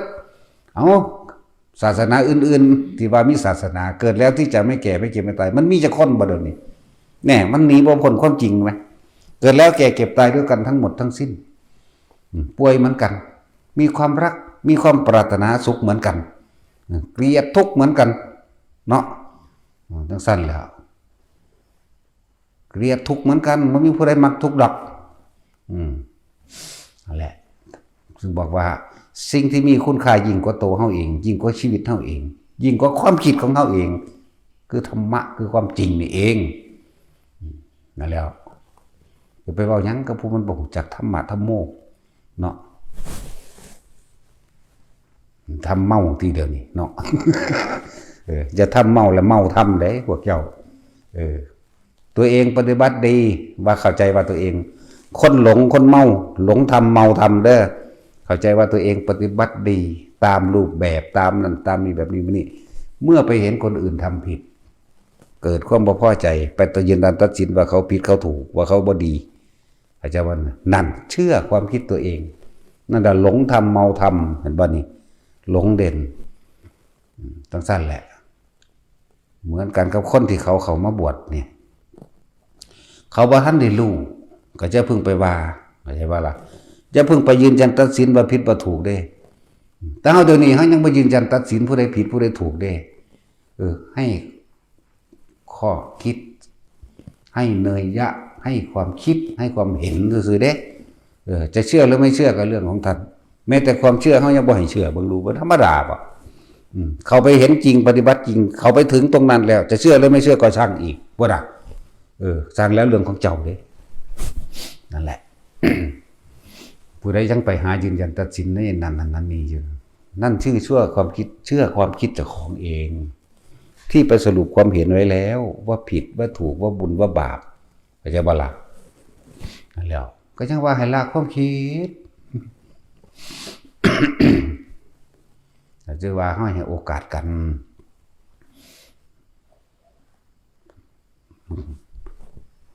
แต่ในพุทธศาสนาบ่ให้โอกาสไผสิให้โอกาสวะเนาะเพราะว่าธรรมะนี่ไม่เป็นของใคร บ่เป็นของพระพุทธเจ้าเด้ธรรมะมันเป็นความจริงเช่นนั้นอยู่ตลอดการทุกเมื่อแม้นพระศาสดาจะอุบัติขึ้นหรือไม่อุบัติขึ้นก็ตามเกิดแล้วต้องแก่ต้องเจ็บต้องตายทุกสิ่งทุกอย่างเป็นอนิจจังทุกขังอนัตตาบ่มีอย่างจีรังอย่างยืนทั้งสิ้นแต่พระองค์เองสละตัวเองเพื่อจะค้นเอาความจริงนี่ออกมาเพื่อแสดงให้พวกเฮาได้เห็นนี่เห็นว่า คือจังพวกเฮามาพยายามค้นหาตัวเองนั่นแหละนั่นแหละที่จริงทุกได้มีค่าเนาะบ่ซั่นเพิ่นสิแสดงอริยสัจสี่ว่าอริยะแปลว่าผู้ไม่เบียดเบียนเข้าใจบ่นี่นี่ทุกขังอริยสัจจังนี่ผู้ไม่เบียดเบียนบุคคลผู้อื่นแล้วนี่เพราะเห็นทุกข์ในตนเองเข้าใจบ่นี่เมื่อเห็นทุกข์ในตนเองแล้วจึงไม่เบียดเบียนผู้อื่นทุกขังอริยสัจจังทุกขสมุทัยโยอริยสัจสาเหตุแห่งทุกข์คือความอยากของตนเองเห็นบ่ทุกขานิโรโธเมื่อทุกข์ดับไปสิ้นไปถ้าเมื่อทุกข์ดับไปสิ้นหนทางแห่งการปฏิบัติเพื่อความดับทุกข์นั้นมีอยู่เห็นบ่นี่อริยะอัตถังมรรคังเสยยะทีถังคือมรรคมีองค์8หนทางเพื่อการดับทุกข์นั้นมีอยู่เรียกว่าละบาดก็มีความเห็นตามความเป็นจริงสัมมาทิฏฐิมีความเห็นตามความเป็นจริงเห็นจริงแต่ว่ายังละไม่ได้นี่คืออย่างหนึ่งเห็นบ่นี่โอ้มันสรุปลงแล้วคนเกิดมาตายนี่จริงหรือบ่จริงแต่ยังเชื่อว่าบ่ตายก็แล้วแต่เห็นบ่ล่ะนั่นซั่นแล้วบัดนี้คำว่าธรรมะนี่ไม่ได้เลือกชนชั้นวรรณะไม่ได้เลือกหญิงหรือชายไม่ได้เลือกศาสนาใดๆทั้งสิ้น แม้กระทั่งสัตว์เนี่ยบ่นี่สัตว์ก็เกิดแก่เจ็บตายคือกันมันบ่ได้มีศาสนาเดียวเนาะ แต่เขาชื่อว่าศาสนามีศาสนาแปลว่าทางเดินศาสนานั่นศาสนานี่คือทางเดินของพุทธทางเดินของคริสต์ทางเดินของอิสลามทางเดินของฮินดู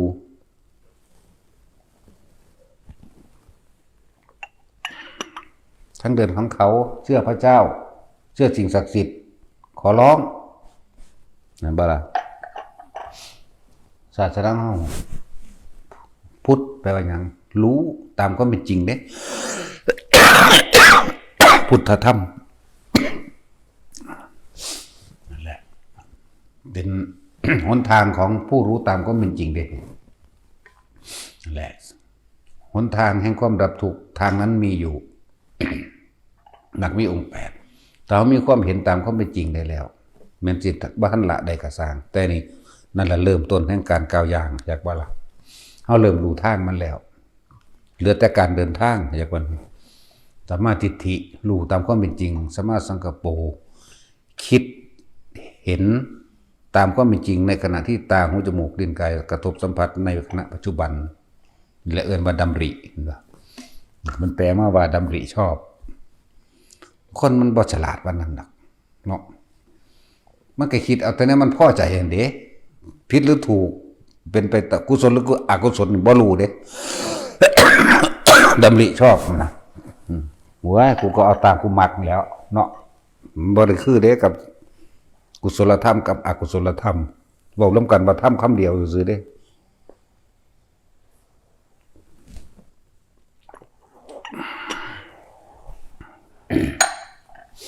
มันมีความเห็นถูกแล้วความดำริคือความผิดมันก็เป็นไปตามความจริง สัมมาวาจาก็เว้าจริงกัมมันโตก็ทำจริงอาชีโวกับประกอบอาชีพโดยสุจริตบ่ขวางทางพระนิพพานบ่ นั่นแหละมีความเพียรพยายามตามความเป็นจริงพร้อมสัมมาสังกัปโปวาจากัมมันโตอาชีววายาโมมีความเพียรพยายามตามความเป็นจริงบ่เป็นเพียรตามความบ่จริงสัมมาสติเนี่ยก็ระลึกนึกตรวจสอบตัวเองสติตั้งแต่บนสัมมาทิฏฐิสัมมาทิฏฐิสัมมาสังกัปโปวาจากัมมันโตอาชีววายาโมสัมมาสติระลึกนึกเอาว่าสติมีนัยยะกว้างขวางเด้อันนี้ควรอันนี้ไม่ควรจากว่านี่อันนี้ประโยชน์มากอันนี้ประโยชน์น้อยอันนี้โทษทั้งนั้นนี่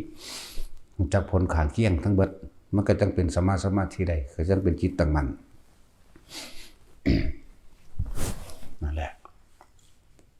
บอกฟังง่ายๆก็ได้ ถ้าเฮาบ่ยุ่งไปตำหนิติเตือนบุคคลผู้อื่นความคิดของเฮาบ่ไปคิดหาบุคคลผู้นั้นผู้นี้ผู้อื่นนิพพานได้เลยรู้จักบ่นี่มันบ่ได้ยากปานใดเลยบ่ต้องว่าภาวนาอีหยังดอกจริงๆมันก็ภาวนาของมันอยู่แล้วแม่นบ่ล่ะมันเป็นสื่อมันซื่อเฮาสิเบิ่งแต่ความคิดเจ้าของกับลมหายใจเจ้าของนี่คือบ่ไปคิดไปยุ่งไปยากกับไผเลยนี่แหมแน่นอนรู้จักบ่นี่อันนี้บ่ได้แล้วเขาเดียวผู้นั้นก็ซับซ้อนเรื่องนั้นเรื่องนี้มาให้ฟังฮะมันเว้าจังไดไปหรือว่าดิเนาะจังสั้นแล้วนี่เสื้อความคิดเจ้าของมันบ่ธรรมดาเด้อันคำนี้จักบ่นี่คำพูดของคนอื่นจะทำอะไรเราไม่ได้เลยหากเราไม่นำเข้ามาคิดเบิ่งมันหยุดความคิดเจ้าของไว้เด้จังสั้นแล้วก็เฮาบ่ไปยุ่งกับผู้อื่นนี่แม่เข้าใจบ่บาดนี่บ่ไปคิดถึงหูจักไผก็สร้างใน100 ล้านคนก็บ่คิดถึงแมงไผจักคนสัตว์ทั้งหลาย100 ล้านชนิดกูก็บ่สนใจอีกเรื่องราวต่างๆ100 ล้านกูบ่สนใจอีกกูสนใจตักกะลมหายใจกูนี่แม่มันไปหยังสิบ่ไปนิพพานเดี๋ยวนี้แม่นบ่แค่ความคิดเฮาบ่ไปยุ่งกับไผนี่แม่เขาจะคำว่าบ่ยุ่งกับไผบ่เดี๋ยวนี้นั่นแหละถ้าเป็นหมู่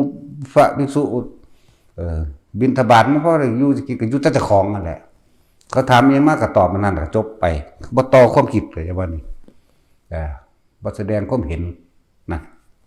พระประเภทนี้ก็มีเด้สิบอกให้แล้วตอนนั้นแล้วบ่ค่อยบินทำตัวเขาเจ้าเอาอาการปิติมันต้องเป็นอาหารบ่ค่อยบินบ่ค่อยฉันบ่ค่อยกินอยู่ลำพังเฉพาะองค์เดียว60 พรรษาพุ่นฟ้าตัวธรรมดาบ่เดียวเงยหน้าขึ้นฟ้าเลยตั้งแต่บวชเข้ามาพุ่นแล้วก็ว่าไม่ส่อสาดสายตาไปเกิน1 ศอกของตัวเองเนี่ยแสดงว่ามันต้องเหลือบลงตรงนี้เฉพาะนี่ไม่เกิน1 ศอกของตัวเองบ่สอดสายตาไปเกิน1 ศอกบ่เงยบ่เอียวซ้ายเอียวขวาอยู่ถึง60 ปี60 พรรษาเวลาหน้านั้นฤดูนี่ก็เบิ่งดอกไม้มันตกมันร่วงเอาสัญญามันมีอยู่แต่ว่าบ่ปรุงแต่งสัญญาห่างหูอะไรว่าล่ะแล้วก็อยู่ทำผู้เดียวเด้สั่นแหละนั่นแหละจนเพิ่นบรรลุแล้วเด้เพิ่นจังพระราชาอยากทำบุญนำนิมนต์จังได้ก็สร้างกูบ่คิดแต่ว่านี่กูบ่สนใจว่าผู้นั้นสิบอกกูไปแนวใดแต่ว่าด้วยความกรุณาสงสารเด็กน้อยเด็กน้อยออกลูกใหม่เอาบ่แม่นเด็กน้อยออกลูกใหม่เด็กน้อยออกมาใหม่ๆคลอดได้บ่รู้กี่มื้อแล้วจับมาไว้เป็น100 คนพุ่นพระราชาหาวิธีอยากทำบุญกับพระองค์นี้จักว่าเอาแม่เขาไปขังไว้ผูกนมไว้เอาลูกมันให้แซวอยู่ด้วยความกรุณาก็เลยออกไปใส่บาตรแต่ว่าบรรลุแล้วเด้นั่นอยากว่าล่ะขนาดบรรลุแล้วยังบ่สูงบ่อยากจัดสั่นเด้บ่อยากไปสำเร็จบ่สิยุ่งพร้อมนั่นแหละก็มีเด้บ่ว่าบ่มีนั่นแหละจึงนำมาเปรียบเทียบว่าถ้าเฮาบ่สนใจไผเลยนี่บ่คิดเรื่องผู้ใดเข้ามาเลยนี่มันบรรลุก็ยังว่าอยู่นั่นแล้วเพิ่นเคยอยู่ในถ้ำเพิ่น60 พรรษาเด้เพิ่นสิบรรลุก่อนนั้นก็บ่แน่โอ้แต่ปานนั้นมันน่าจะเอา7 มื้อสำตัวนั้นแต่ว่าเพิ่นในตำราเพิ่นบ่ได้กล่าวไว้แต่เพิ่นอยู่ในถ้ำนั้นถึง60 พรรษาโดยการบรรลุของเพิ่นเขี่ยวเข็นตนเองอยู่ถึง7 ปีบรรลุเอาลองเบิ่งเด้อแต่ละคนอยู่7 ปีนี่เนาะบ่ต้องคิดถึงไผเลยเอาแบบเพิ่นนี่แหละเอาแบบหลวงพ่ออันนี้หลวงพ่อในตำรานั่นแหละนั่นแหละตำราก็สร้างเฮาก็รู้ได้ความจริงมันแหน่ฝึกเอาติอยากรู้มั้ยเนาะแต่ว่าสิมาเสียเวลาฝึกคือเฮาเฮ็ดหยังเอายอดมันมาให้ดอกมั้ยนี่มั้ยอยู่แค่นี้นึงมั้ยบ่ต้องไปคิดถึงไผนี่มั้ยลมหายใจครับทำความรู้สึกตัวรู้จักสติกับสัมปชัญญะบ่เด้นี่สตินึกถึงลมหายใจเข้าออกสัมปชัญญะคือรู้สึกตัวณจุดใดจุดหนึ่งเป็นจุดเดียวนี่ถ้าลมมันหายไปก็อยู่ณจุดเดียวนี่อุณาโลมบอกอยู่เลย หรืออยู่เฉพาะสัมปชัญญะในความรู้สึกตัวในกายนี่กายเวทนาจิตเวทนากายบ่สนใจกับสิ่งทั้งหลายทั้งปวงคือธรรมบ่ว่านอกบ่ว่าในมันบ่สนใจเสียอย่างมันก็ละอันตัวอันแล้วกายเวทนาจิตธรรมเวทนาจิตกายมันก็อยู่ในนี่นี่อยู่นี่โดดเอาแม่7 ปีได้เบิดไผก็เลยเนาะ โว้ยมันหอดบ่หอด7 ปีพุ่นนะแม่นว่านี่คืออย่างช้าเด้นั่นแล้วแต่ยังเร็ว7 มื้อแต่ยังกลาง7 เดือนแต่ยังซ่า7 ปีเอาให้ยังซ่าเลยเป็นเร็วพวกเจ้านั่นเนาะ 7 ปีได้เบิดแต่บ่อยากทุกข์แต่บ่อยากเวียนว่ายแต่เกิดมาทุกข์อีกเอาตั้งใจใส่กับมันคักๆเบิ่งกระดามันสิไปใส่สิไปสนใจกับคำว่าไผตัวนี้เนาะอย่าลืมสิ่งที่มีคุณค่ายิ่งกว่าชีวิตของเราเองคือธรรมแม่นบ่ล่ะดูผู้ใดเห็นอันใดมีคุณค่าก็ไปเกิดกับอันนั้นแหละกับอันนั้นมีคุณค่าที่จะของให้ความหมายมันแหละเนาะเอาแม่ภิกษุนักบวชมีโอกาสเต็มที่ในนี่แหละเฮ็ดไปบืนฝืนดันไปอดข้าวอดน้ำก็มีเป็นธรรมดาตัวแม่นบ่ล่ะอดข้าวอดน้ำอดนอนอดหยังไปตัวธรรมดาเขาก็เฮ็ดมาบ่แห้งเลยเขาจังเว้าผูกเจ้าของใส่กกไม้มื้อนั้นแล้วผูกทั้งหน้าแล้วก็ผูกทั้งหลังก็ผูกจักบ่ผูกทั้งหลังเฮ็ดจังได๋ก็เอาอันผ้านี่ผ้าอาบน้ำเกี่ยวมาซะก่อนฟัดมานั่นก็ดึงก็มาผูกตัวผูกก็ทบมวยเอาตัวนั่นว่าล่ะปานนั้นมันยังงอกนับหนึ่งใหม่ในลมหายใจก็อย่าว่านี่คือบ่ให้ขาดจากลมหายใจบางกูจะเอามาได้7 มื้อว่าซ่านก็บ่ได้แม่นคือเขาล่ะ ลมหายใจกับอุณาโลมเกิดขึ้นตีคู่กันแต่ว่าบ่แม่นแค่นั้นดอกลมหายใจนี่บ่ขาดตลอดเลยอยู่แต่ความรู้สึกบางทีก็คนลุกวือขึ้นบางทีก็แสงพุพับมั่งบางทีมันก็หนุบหน้าขึ้นหัวมั่งบางทีก็อิ่มเข้ามาในจิตในร่างกายนี่อิ่มเต็มที่ของมันมั่งบางโยกบางทรายบางทีก็พุ่งขึ้นกลางอากาศมั่งความรู้สึกผูกไว้เข้าใจบ่นี่ได้5 มื้อเต็มเสือกไปเผลองอกเดียวเท่านั้นนับหนึ่งใหม่จากบัดนี้ลองเฮ็ดเบิ่งเด้อนับหนึ่งใหม่หุ้ยภาษาอดเข้า7 มื้อ8 มื้อนึงกระจอกเนาะบ่แล้วกูกินมื้อละ9 เทื่อพุ่น กินมื้อละ10 เทื่อเพิ่นก็บ่รู้ล่ะมันบอกบ่ถึงว่าแต่ยังยัดใส่ปากอย่างเดียวโลดเลยบอกว่ากินจักเทื่อบ่ได้คือกินอยู่ได้ตลอดมื้อเท่าคำ เว้นไว้แต่นอนหลับก็ยังฝันว่าได้กินอยู่เนาะตาสิน เมื่อคืนฝันกินข้าวกับหยัง ยังเสร็จปากกัน ฝันว่าได้กินข้าวโอ้ยสัวซ่ามแท้นอนหลับอยู่ไปกินข้าวสั่นละยังยำอยู่เด้ สั่นละหมู่ภิกษุสงฆ์มีโอกาสนะส่วนฆราวาสที่ยังอยากเอาผัวไปนิพพานอยู่เอาเมียลูกหลานไปนิพพานอยู่ก็เฮ็ดไปเรื่อยๆนั่นแหละเฮ็ดไว้สั่งสมไว้ทุกไปนำเฮ็ดไปนำคนที่บ่ทันได้มีลูกมีเมียมีผัวนั่นน่ะจักบ่ล่ะตัดสินใจถิ่มมันลองเบิ่งนะภาษาอนาคตเกิดไปตายเป็นหยังจะก็เป็นไปตายนั่นแหละเป็นนายอำเภอก็เป็นไปตายนั่นแหละเนาะเป็นคู่ก็เป็นไปตายนั่นแหละเป็นหยังก็เป็นไปตายหน้าสร้างบ่มีภาระอีหยังที่มันจักศึกที่มันเพราะว่ามันคิดเข้าใจบ่ล่ะถ้าลองเบิ่งหน้าแต่มึงอยู่ในลมหายใจอยู่ในอุณาโลมอย่างเดียวต้อง100 ปีมันก็บ่ทุกข์เด้นั่นน่ะแม่นบ่ล่ะนั่นแล้วเขาก็เห็นอยู่ตัวเศรษฐีตายมาเรื่อยๆเรื่อยๆอยู่สตีฟจ็อบส์มันก็ตายเลยมันรวยกว่าหมู่ตะกี้เนาะพวกมันคิดคนระบบโทรศัพท์ใหม่พวกเฮาเล่นอยู่นี่เนาะบ่ฮู้จักฮอดสตีฟจ็อบส์บัดนี้กู นั่นแล้วกษัตริย์ต่างๆซาหยังสิเขาเจ้ารวยๆเนี่ยก็ตายทิ่มจากทองคำเบิดทองคำก็อยู่คือเก่ามั้ยเนาะ ทองคำก็เป็นทองคำเหมือนเดิมดินก็เป็นดินอยู่เหมือนเดิมแม่นบ่การงานใดๆก็ช่างอย่าคิดได้บ่วิกูสู่เหตุบ่ได้มันมีทาง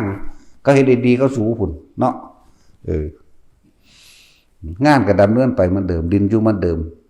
ต้นไม้ก็เวียนว่ายตายเกิดอยู่เหมือนเดิมทองคำก็อยู่เหมือนเดิมเพชรก็อยู่เหมือนเดิมแต่เฮานั่นตายแล้วตายอีกเนาะนั่นแหละเป็นหยังก็สร้างหิแมงลองมาเบิ่งท่านแม่ตายไปคือเก่าตัว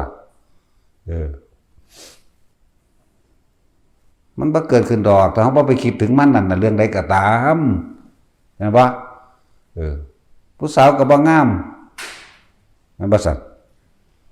บ่มีคนแก่อีกบ่มีคนเฒ่าอีกบ่มีเด็กน้อยอีกบ่มีคนอีกบ่มีสัตว์อีกบ่มีสิ่งของอีกบ่มีคนสิร้ายและงามบ่มีคนเป็นบ่มีคนตายเด้อยู่ในลมหายใจมึงได้เถอะนะบ่มีหยังเสียเลยมันจะไปไสเดี๋ยวนี้กุมเฮ็ดจังซั่นเอาให้ย่างซ่าปัญญาอ่อนเก็บดีเนาะบ่ต้องไปเว้ามาเทียบอันพวกหากินคืองัวคือควายหรือเลยงัวเลยควายน้ำหมูน้ำหมาน้ำกาน้ำไก่เกิดขึ้นมาแต่ละมื้อซึมเศร้าแต่ละมื้อบินออกลูกก็เจี๊ยบจ้าบไปน้ำกันนี่เนาะเคี่ยหากินหมดกินแมงดำๆนั่นแหละเพราะได้กินพวกกระปวกได้ไส้เดือนกับกิ๊กไส้เดือนเห็นปะแมงดำๆยังแตกออกมาก็กินไปคำแล้วก็บินขึ้นทั้งห้างเขานอนทั้งสั้นแล้ววันเขานอนดีกันพวกพี่ลูกน้อยจิกกันจิกจักจิกจับมันนั่นทั้งสั้นแล้วหาแล้วมือแมวกับเขามากก็เตอกระตากเก้อกากกันสารพัดเป็นไก่กระต่ายคือเก่าแหละเป็นหมากระต่ายเป็นง่วงเป็นควายสารพัด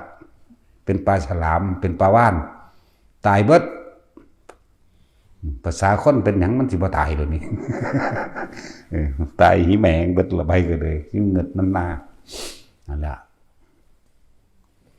ถึงว่าอันพ่อแม่ผู้ใดหักลูกสอนลูกให้เป็นพระอรหันต์ให้พ่อให้แม่นี่ได้หลายจะคนนะอย่าให้ถ้าเป็นเจ้าเป็นนายหลายเจ้าหันเป็นขี้ข่ามันเป็นเจ้าเป็นนายก็ดีแม่นบ่ตัวอื่นสอนยังหลายก็ดอแท้เนาะภูมิใจหลายแต่ว่าลูกเป็นตำรวจแม่นว่าซั่นมันไปทำบาปทำกรรมหลายกว่าเก่าตัว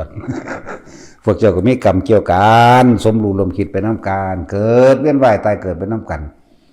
ภูมิใจหลายแต่ว่าเป็นแนวจังซั่นไปหาคมเหงไปคนเนาะจังซั่นอีหลีนี่แหละนั่นแหละเขาต้องตัดกรรมคืออย่างคือความคิดความคิดเท่านั้นแหละกรรมเรียกว่าล่ะที่เฮาเป็นผู้กระทำเองความคิดจิตเจตนานั่นเด้เป็นตัวกรรมแม้ว่าละบาทนี่บ่ได้เว้าเล่นเด้เว้านำพระพุทธเจ้าแล้วก็บ่แม่นแค่เว้านำพระพุทธเจ้าตัวเองก็ฮู้เอาเองก็เห็นเอาเองก็เป็นเอาเองพร้อมเป็นประจักษ์พยานได้เลยบ่เงิดไผตอนที่เขาเรียนรู้ธรรมะกับเพิ่นเขาก็บ่ได้เชื่อเด้แต่ว่าบ่ได้ตัดสินว่าผิดว่าถูกว่าดีหรือว่าเลวเด้กูจะทดลองดูจากบัดนี้นั่นแหละทดลองเบิ่งเอาเองเพิ่นว่าลองเบิ่งระลึกชาติระลึกแบบใดลองใส่สติปัญญาในความจำของตัวเองระลึกจากมื้อนี้ย้อนขึ้นหลังไปนาทีที่แล้ว2นาทีที่แล้วไล่ๆแบบนี้ก็ได้เห็นบ่แบบนี้ละเอียดพร้อมเรียกว่าไล่ไปได้เลยจนหาประมาณบ่ได้หลังจากเฮามานั่งเทศอยู่นี่ย้อนขึ้นหลังไปได้ทีละขึ้นไปนั่งอยู่พุ่นสูบยาไอควักอยู่พุ่นกันแล้วย้อนขึ้นไปก็ได้นั่นแหละมันก็เลยบอกว่าเฮาเฮ็ดมาสู่อันสู่แนวก็สิเรียกว่าเสียเวลาก็เรียกได้เรียกว่าบ่เสียก็ได้เพราะว่ามันได้ความรู้มาให้พวกเจ้าเลยตัดเอายอดรวบยอดมาให้พวกเจ้าเขาเป็นก็ได้ว่าเขาเป็นกสิณนั่นเป็นตะย่ำใดบ้า3-4 ปีแต่เป็นเด็กน้อยคนละเป็นนอนเด่นเมบอยู่น้ำหนามบางรู้นี่มันจื้อใดคือเก่าเด้ระลึกย้อนหลังออกก็ได้จากเมบอยู่น้ำหนามระลึกขึ้นหลังไปหาในท้องแม่ก็ได้เกิดเป็นลูกผู้นั้นผู้นี้อีกมันไหลลงไปขึ้นหลังก็ได้ลัดขันตะตอนออกก็ได้นั่นแหละชำนาญในการกสิณทั้งหลายก็ดีนั่นแหละระลึกไปหาประมาณบ่ได้ระลึกเอาเป็นขันเป็นตอนเราย้อนขึ้นหลังก็ได้ต้องเสียเวลาเมื่อใกล้สิตายหมดแล้วอยู่นี่ ลีบ่ดีก็ตายอยู่นั่นล่ะจักว่าล่ะนั่นแล้วแต่คิดเด้ว่าความตายมันบ่ได้เรียกคนเฒ่าคนคนเกิดก่อนเฒ่าก่อนตายก่อนบ่แม่นเด้พวกเฒ่าๆได้เห็นลูกหลานตายหลายกันก็เด้เนาะยายบ่ใสเราเห็นลูกหลานตายเท่าใดแล้วผู้อื่นพ้นเท่าใดแล้วเป็นพันๆน่ะเนาะซั่นแล้วเราบ่ทันได้ตายอยู่ ซั่นแล้วความตายบ่ได้เลือกหญิงและชายหนุ่มหรือแก่การเกิดคือการเริ่มตายเด้อนั่นแหละการพบก็คือการเริ่มจากคนเฮาบ่จากกันเป็นมันก็จากกันตายอยู่แล้วสุดท้ายต้องจากทุกสรรพสิ่งที่เฮามีอยู่ต้องจากมันห่วยให้มันจากเฮาซะก่อนสิบ่ดีกว่าเฮาไปคิดหามันเฮ็ดหยังเนาะ นั่นแล้วทั้งเบิดนี่หยุดความคิดเจ้าของเด้ยังสิเว้ามาทั้งเบิดนี่ผู้หญิงสวยผู้ชายหล่อไม่มีถ้าเราไม่นำเข้ามาคิดเห็นบ่ล่ะทั้งสั้นตัวถ้านำเข้ามาคิดมันก็มีแล้วอีหานี่คืองามสุดเด้ขนาดงามกว่าอีหาเด้ตาสิน เนาะอีพี่ปอบนี่คืองามตายแมงเด้ ทั้งสั้นตัวแต่คิดแล้วก็เป็นอีหลีนั่นแหละถ้าบ่คิดก็บ่มีความงามบ่มีความขี้ไร่ขี้เลพร้อมไม่มีของเน่าไม่มีของเสียไม่มีคนเกิดไม่มีคนตายบ่มีสัตว์บุคคลสัตว์สิ่งของบ่มีหยังเลยเด้ถ้าเฮาบ่คิดแน่นั่นแล้วหลายๆอย่างที่นำมาเสนอแนะให้พวกเราไปเฮ็ดเอาเขาบ่เฮ็ดหยังก็เด้ พอด่าผู้ใดแนวใดก็ด่าไปสารพัดสารเพแล้วแต่มันสิปุดขึ้นมาให้ด่าแปลกประหลาดอยู่เด้คำด่านี่ก็เลยเนาะ นี่สบายเห็นว่านี่บ่คิดหยังนี่แบบนี้นี่เกิดนอนหมู่กับคนใดโอ้ยลูกอีอันพี่บ้าเอ้ยลูกอีประสาท ด่าแม่มันก็พอมันพุ่นล่ะพอมันบ่รู้เรื่องเลยเด้นี่จิตไม่รับรู้ผู้มันสิเจ็บปวดพอด่ามันด่าพ่อกับแม่มันได้ซั่นเขาได้ก็รู้บักหานี่เด้อบาดมันเป็นบ้าน้ำเมียมันเพราะว่าเมียนเป็นประสาทเนาะขับรถมันจะย่านมันหน้าเขาเดินก็แอกแจ๊กเลยแอกเลยโอ้อีหามเง เห็นว่ามันเปลี่ยนบาปมันเสียเสียงมันบ่ทันอารมณ์มันบ่ทันความคิดมันแย่กว่านั่นแหละเอาสมาทานมาเถอะให้มันไปนอน